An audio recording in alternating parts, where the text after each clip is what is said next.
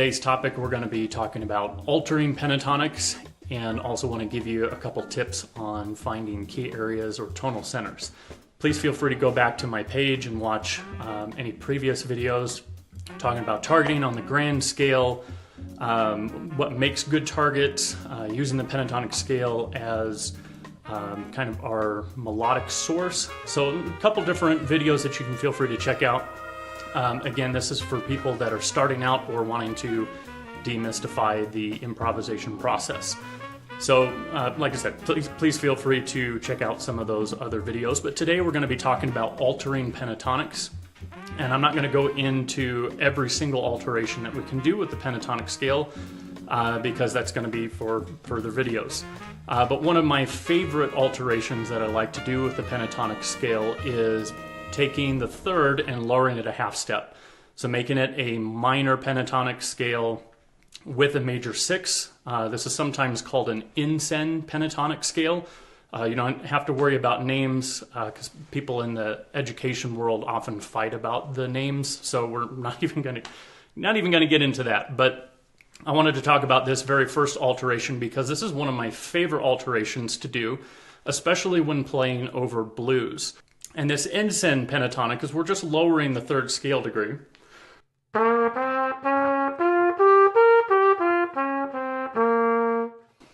Now, to me, this has a little bit more authentic blues sound when you apply it in the way that I'm going to demonstrate. For example,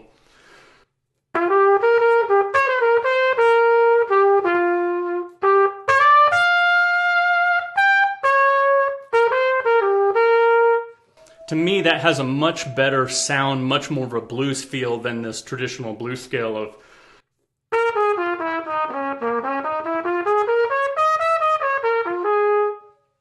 Again, it's fine, but most middle schoolers learn the blues scale when they're first starting out. Again, I prefer the pentatonic scale over the blues scale. To me, it gives a little bit more authentic sound. Now, what can we do with this altered pentatonic? Same thing that what we started talking about last week for finding our targets using the 1, the 3, and the 5 of a key area.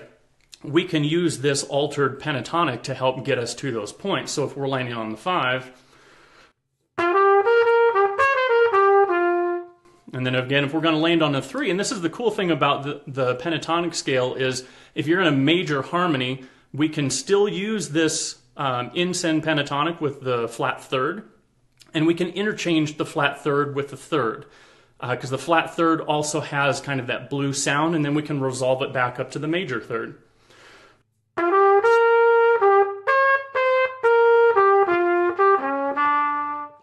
So there's another option, and of course, landing on the root. Just a short, brief one to keep the video short here. So we can use this particular pentatonic scale to still land on our 1, 3, and the 5 of our key areas. And now we've got a little bit more color. We've got a little bit more of that blues sound, which is such a rich part of the tradition of the jazz experience that we might as well start implementing some of that in our playing as early as possible. In my opinion, especially for beginners. So the other part of the video that I wanted to talk about today, and this came up in a question, I believe, again from Ron, and I also had a couple of other questions that were sent by private message through Facebook on this one as well, and that's how do you find key centers? I'm going to try to keep this pretty short and pretty brief because this really dives into music theory, and if you want to explore that, by all means, there's plenty of great resources out there that you can simply type into Google or Bing or Yahoo, how to find key centers, how to find tonal centers, musictheory.com. But before we get to kind of my shortcut, I like to call it for my private students, what are chords, what are harmony? If you take a major scale and stack it in thirds to where you're going, and stack it in thirds.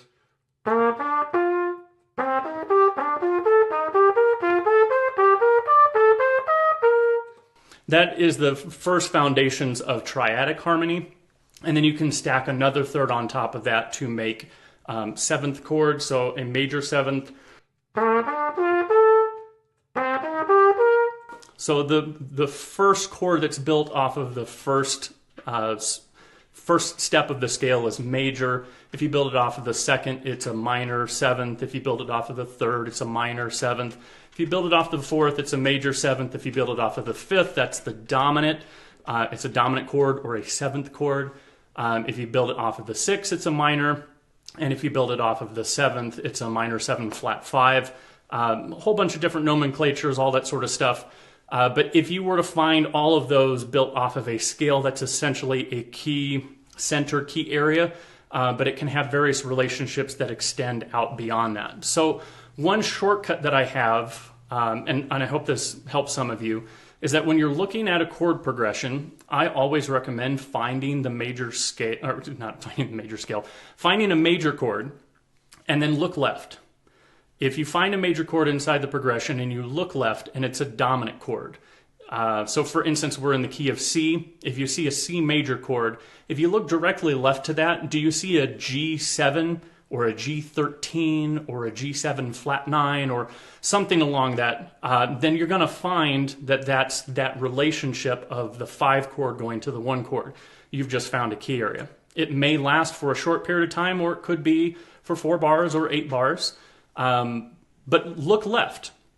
So that's kind of my shortcut to finding key areas and tonal centers, is find the major chords and look left. If to the left you find a dominant chord, you've probably found that 5-to-1 relationship.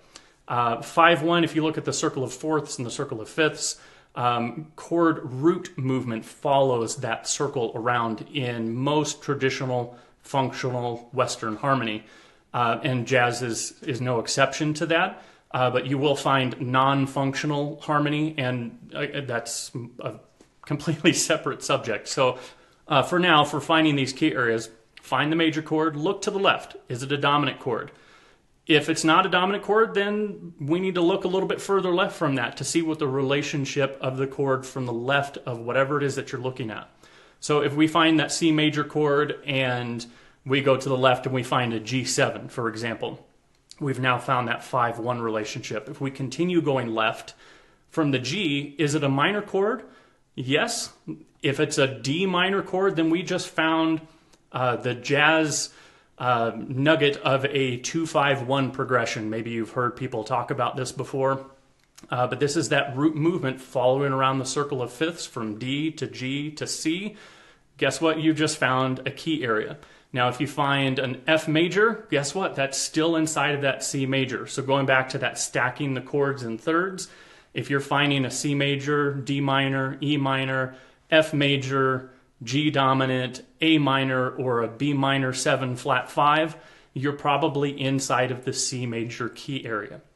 Now, how long does that last? It really depends on what you find to the left and to the right of those chords. But that will at least help you identify, am I in the key of C or am I in the key of F? And if I'm in the key of F, there would be an F chord, but then to the left of it, you would find a C7. And if I'm in the key of E flat, I'm going to find a B flat to the left of that. That'll help you determine what key areas you're in. So now when we start applying everything that we've talked about in our previous videos, we can use those key areas, the 1, the 3, and the 5, as great target points, and then using what we talked about in the first videos and a little bit today, using the pentatonic scale to get us to those notes that we can effectively target. And then we can tie it all together with altering the pentatonic and then some of these other tools that I'm going to start talking about in the future. Hope you guys have been enjoying, and I will talk to you again soon.